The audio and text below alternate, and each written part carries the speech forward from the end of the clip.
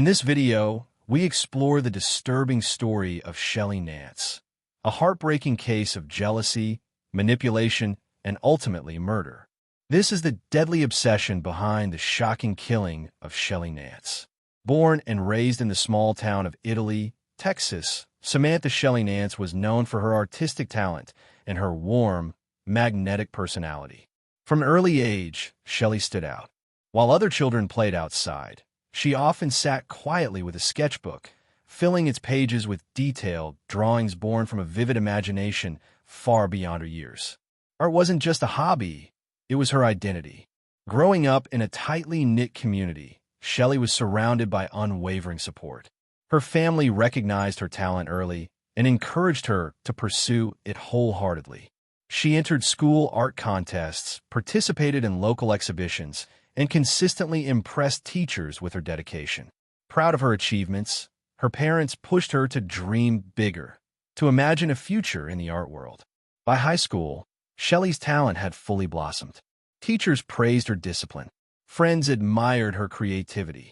Those who knew her described her as friendly, determined, and ambitious, someone whose positive energy could light up an entire room. But Shelly was more than just an artist. She loved music. She loved traveling. And above all, she loved spending time with her family and friends. She constantly searched for inspiration in the world around her, turning everyday moments into creative fuel. After graduating high school, Shelly set her sights on the next chapter of her dream.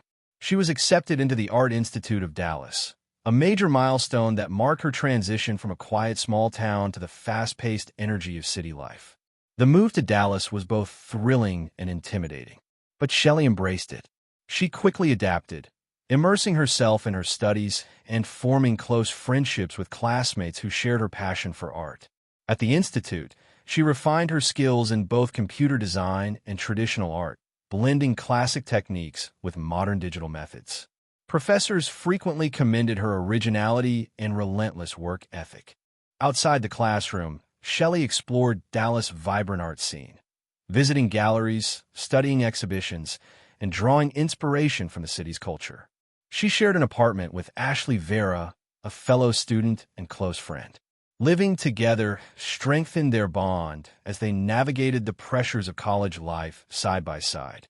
Ashley later reflected on how kind and supportive Shelly was, always encouraging others, even when she herself felt overwhelmed. Despite her demanding schedule, Shelly made sure to maintain balance. She attended social events. She kept in close contact with her family back in Italy, Texas, and she nurtured a relationship that seemed, at least on the surface, healthy and full of promise. Shelly was dating Nathan Shuck, another student at the Art Institute of Dallas. The two bonded over their shared love of art, often spending hours discussing creative ambitions and future careers. Friends frequently saw them together at campus events, collaborating on projects, and dreaming about turning their passions into success. To outsiders, everything appeared perfect. But beneath the surface, subtle tensions were beginning to form. As Shelly pursued her dreams, minor issues started to surface within her social circle, particularly in her relationship with Nathan. And those cracks would soon widen into something far darker than anyone could have imagined. As the weeks passed, subtle warning signs began to emerge. Some peers started noticing that Nathan Shuck's roommate, Daniel William, displayed an unusual level of interest in Shelly. At first, Daniel came across as quiet and reserved, the type of person who blended into the background. But over time, that quiet presence began to feel unsettling. His behavior toward Shelly grew increasingly possessive. There were moments of jealousy, tension, and intensity that seemed out of place. Still, at the time, these concerns felt minor, easy to dismiss. Shelly, focused on her future, refused to let distractions derail her ambitions. She was determined to finish her degree at the Art Institute of Dallas and establish herself in the art world. She believed her future was bright. She had no idea how little time she had left. September 11th, 2009. It was a normal morning, or at least it appeared to be. Ashley Olvera returned to their apartment in Lake Highlands, Dallas, after attending classes at the Art Institute. She hadn't seen Shelly in several days, which was unusual. Shelly's parents had also grown concerned after failing to reach her. When Ashley stepped inside, something immediately felt wrong. The apartment was silent. Too silent. She called out Shelly's name. No response. A growing sense of dread crept in as Ashley approached Shelly's bedroom door. It was slightly ajar. Slowly, she pushed it open. What she saw would haunt her forever. Shelly lay face down on her bed, blood soaked through the sheets. The scene was horrifying. Shaking and struggling to breathe, Ashley called 911, her voice trembling as she tried to explain what she had just discovered. When first responders arrived, they quickly secured the scene. Moments later, the unthinkable was confirmed. Samantha Shelly Nance was dead. She was just 20 years old. Detectives from the Dallas Police Department were immediately assigned to the case. The initial examination revealed something deeply disturbing. Shelly had been stabbed 42 times, primarily in the neck and back. The sheer number of wounds spoke volumes. This was not random. This was personal. There were no signs of forced entry, no evidence of sexual assault, no indication of theft. Nothing appeared to be taken. Investigators quickly concluded that Shelly likely knew her attacker or had willingly allowed them inside. The brutality suggested rage, obsession, intensity. News of the murder spread quickly through Dallas and back to her hometown of Italy, Texas. Friends, classmates, and family members were left in disbelief. How could someone so vibrant, so talented, be taken in such a violent way? Memorial services were held in her honor. Tears flowed as loved ones shared stories of her kindness, her creativity, and the dreams she never got to fulfill. But grief was accompanied by one burning question. Who could have done this? As detectives began reconstructing Shelly's final days, they started with those closest to her. Ashley Olvera described their living arrangement and her last interactions with Shelly. She spoke about Shelly's relationship with Nathan Shuck, how close they had seemed. Nathan himself was questioned extensively, and as investigators dug deeper into Shelly's social circle, a complicated web of passion, jealousy, and hidden resentment began to unravel. When police revisited the crime scene details, one fact remained chilling above all others. 42 stab wounds. The level of violence suggested not only familiarity, but emotional fury. Detectives became increasingly convinced that the killer was someone Shelly knew well. And as interviews continued, attention slowly began to shift towards someone who had been watching from the sidelines. Someone who had grown increasingly possessive. Someone who had been hiding his obsession in plain sight. Daniel William. Later, the medical examiner confirmed that Shelly's injuries had been inflicted with a knife. Most of the 42 stab wounds were concentrated on her upper body, particularly her neck and back, suggesting a sustained and targeted attack. There were no defensive wounds strong enough to indicate a prolonged struggle elsewhere in the apartment. Investigators believed Shelly may have been caught off guard or quickly overpowered before she had a chance to fight back. Despite the brutality, one detail stood out. The crime scene was strangely orderly. There were no broken locks, no shattered windows, no overturned furniture, no obvious signs of forced entry, nothing to suggest a chaotic confrontation. After documenting Shelly's bedroom, investigators methodically searched the rest of the apartment for clues. Her belongings, including her laptop, wallet, and jewelry, remained untouched. This was not a burglary. It was personal. Forensic teams carefully collected samples from multiple areas, searching for DNA evidence that could identify the killer. Then they found something critical, a small, bloody footprint near Shelly's bedroom door. It did not match Shelly's shoe size, which meant one thing. It belonged to someone else. Another disturbing discovery followed. Inside a nearby trash can, detectives found a torn plastic Ziploc bag containing what appeared to be Shelly's blood and strands of her hair. Why would someone place her blood and hair inside a bag? Had the killer attempted to take something from the scene? A twisted souvenir? Or had they panicked and tried to conceal evidence? The questions only deepened. Because there were no signs of forced entry, investigators increasingly believed Shelly had willingly allowed her attacker inside. That realization narrowed their focus significantly. Attention turned to those closest to her. Friends, classmates, romantic partners. And immediately, Nathan Shuck became a person of interest. Nathan spent significant time at the apartment. Detectives needed to know whether tensions between him and Shelly had escalated in the days before her death. While forensic analysis continued, detectives interviewed neighbors and classmates. Shelly had been seen alive the night before her body was discovered. No one reported hearing screams. No loud altercation. No obvious disturbance. However, one neighbor mentioned something unsettling. On the night of the murder, they recalled seeing a man lingering near the apartment complex. The description was vague, average build, dressed in dark clothing, but it was the first potential lead. Back at the police station, Ashley Olvera provided investigators with a detailed timeline. She had been out of town for several days. When she returned on September 11th, 2009, the apartment felt eerily quiet. Shelly hadn't answered calls or texts. That alone was out of character. But Ashley revealed something even more concerning. While Shelly's relationship with Nathan was generally described as healthy, there had been growing tension involving Nathan's roommate, Daniel William.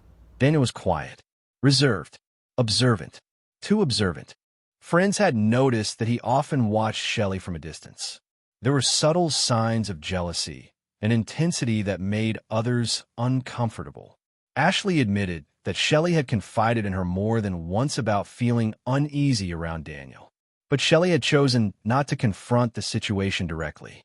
She didn't want to create conflict between Daniel and Nathan. Now, investigators saw those moments in a very different light. Daniel had always been nearby, always present, but perhaps his silence had masked something far darker. Had his quiet fixation evolved into obsession? Had jealousy turned into rage? Then the forensic results began to return, and what they revealed would shock even seasoned detectives. As investigators dug deeper into Shelly's life, into the fragile dynamics between friendships, love, and hidden resentment, a clearer picture began to emerge, one that pointed toward someone who had been watching, waiting, and quietly unraveling. With no signs of forced entry and mounting forensic evidence, investigators narrowed their focus to those closest to Shelly, beginning with her boyfriend, Nathan Shuck. When notified of Shelly's death, Nathan appeared visibly shaken. He fully cooperated with police and agreed to answer every question. He provided a detailed timeline of his whereabouts on the night of September 10th, 2009, stating that he had been out with friends before returning home with his roommate, Daniel William. Despite his emotional state and willingness to assist, detectives followed standard procedure. They reviewed Nathan's phone records, text messages, and social media activity, carefully analyzing his recent communications with Shelly for signs of conflict. Nathan admitted that they had occasional arguments, but insisted they were normal disagreements, nothing more. He described their relationship as caring and supportive. But then investigators made a discovery that changed the tone of the interview entirely. During a search of Nathan's apartment, officers found a Ziploc bag containing strands of Shelly's hair and traces of her blood. It was a chilling match to the torn bag discovered in Shelly's trash can. Nathan immediately denied any knowledge of it. He insisted someone must have planted it in his room. Detectives knew they had to tread carefully. When asked about his roommate, Daniel William, Nathan hesitated. He described Daniel as private, socially awkward, and increasingly distant. He admitted there had been recent tension between them, though he struggled to explain exactly why. That hesitation did not go unnoticed. As investigators began digging into Daniel Williams' background, troubling patterns started to emerge. Acquaintances described him as withdrawn and socially uncomfortable, someone who had difficulty forming close relationships. Former classmates from the Art Institute of Dallas recalled him as a loner who seemed to admire Nathan deeply. Some went further. They said his attachment bordered on obsession. Several students believed Daniel resented Shelly's presence in Nathan's life. Witnesses described passive-aggressive remarks Daniel would make when Shelly was around, subtle comments laced with jealousy. One of Nathan's friends told police that Daniel once muttered, "She doesn't deserve him.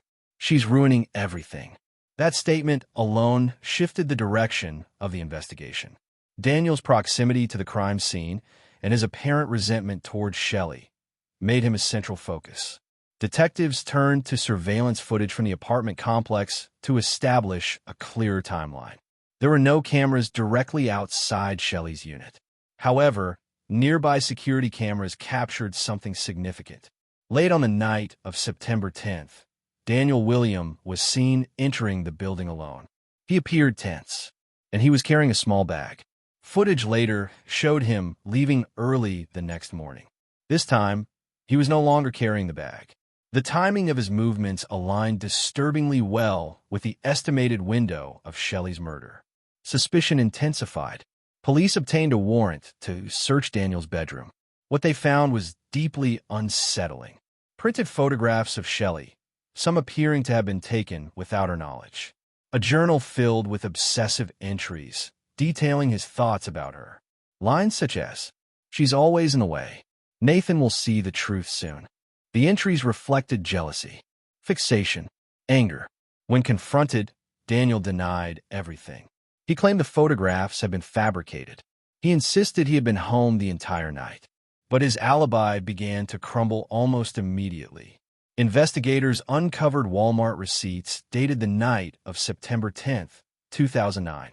Surveillance footage from the store showed Daniel purchasing cleaning supplies and gloves, items consistent with someone attempting to conceal evidence after a violent crime.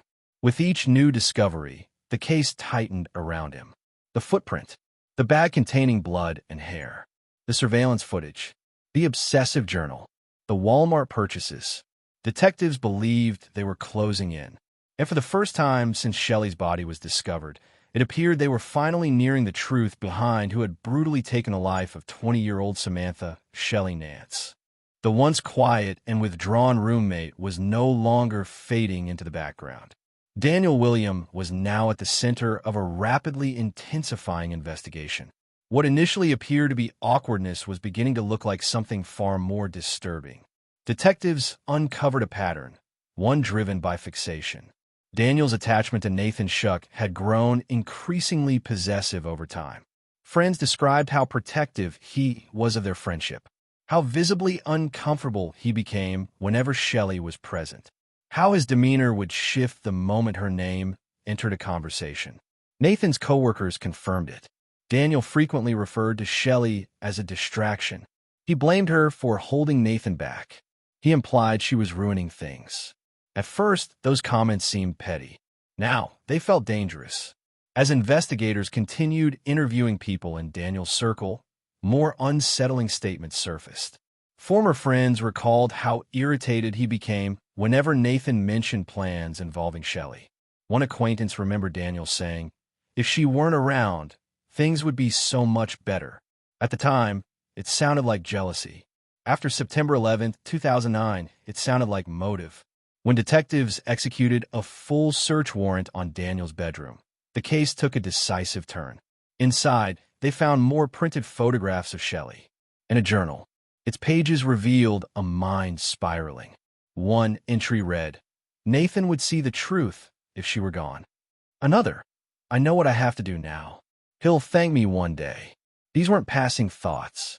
They were declarations.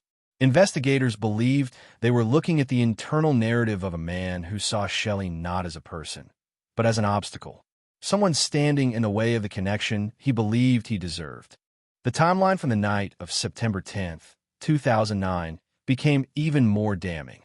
Surveillance footage from a nearby Walmart showed Daniel purchasing cleaning supplies, gloves, and a box of large Ziploc bags, the same type later connected to the blood and hair evidence found in Nathan's apartment. The receipt was time-stamped 9:45 p.m., hours before Shelly was believed to have been killed. Detectives theorized that after making the purchases, Daniel waited. Ashley was out of town, Nathan was unaware, and Shelly was alone. Investigators believe Daniel likely entered the apartment without raising alarm. Perhaps Shelly let him in willingly, seeing him only as Nathan's roommate, not a threat. Or perhaps he used a spare key Nathan kept inside the apartment. Either way, he got inside. And once he did, the violence was swift and brutal. Then came one of the most critical pieces of physical evidence. A pair of sneakers recovered from Daniel's closet tested positive for Shelly's blood. Despite apparent cleaning attempts, forensic testing, including luminol, revealed traces that tied him directly to the crime scene. When confronted with this evidence, Daniel continued to deny involvement. He claimed the stains were unrelated. He insisted there was an explanation, but the explanations were running out. By this point, investigators believed they had enough. The bloody footprint, the Ziploc bags, the Walmart purchases, the surveillance footage, the journal entries, the blood on his shoes. Individually, each piece was troubling. Together, they painted a chilling portrait of obsession escalating into calculated violence. What began as the tragic death of a promising 20-year-old artist was now revealing itself as something far more deliberate, a murder fueled by jealousy, fixation, and rejection. Police prepared to formally charge Daniel William with the murder of Samantha Shelly Nance. Though he maintained his innocence, the mounting evidence told a different story. For Shelly's family and friends, hope cautiously returned. After days of shock and heartbreak, it seemed justice might finally be within reach. But the emotional wounds left behind, the loss of a daughter, a friend, an artist with limitless potential, could never be undone. All because one man could not accept that he was not the center of someone else's world. As detectives continued strengthening their case against Daniel William, the evidence became overwhelming. DNA testing confirmed that Shelly's blood was found not only on Daniel's shoes, but also inside his car. Surveillance footage clearly showed him purchasing gloves and cleaning supplies on the night of September 10, 2009, just hours before the murder. His own words condemned him further. Journal entries revealed escalating anger towards Shelly and a fixation on Nathan that bordered on delusion. The pages reflected resentment, entitlement, and a belief that removing Shelly would somehow fix everything. Phone records placed Daniel near Shelly's apartment around the estimated time of her death, directly contradicting the alibi he had provided to investigators. Witnesses added even more weight to the case. One student recalled Daniel saying bitterly, "She's ruining everything."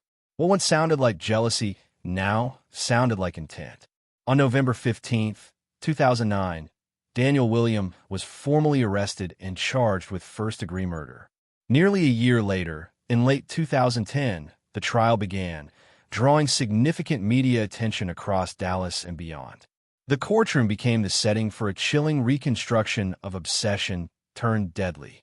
Prosecutors argued that Daniel murdered Shelly out of obsessive attachment to Nathan and growing hatred toward her. They portrayed the crime as deliberate and premeditated, the culmination of festering jealousy and emotional instability. They presented the DNA evidence, the bloody sneakers, the Walmart purchases, the surveillance footage, the phone records, the journal entries, each piece forming a clear narrative of planning and intent.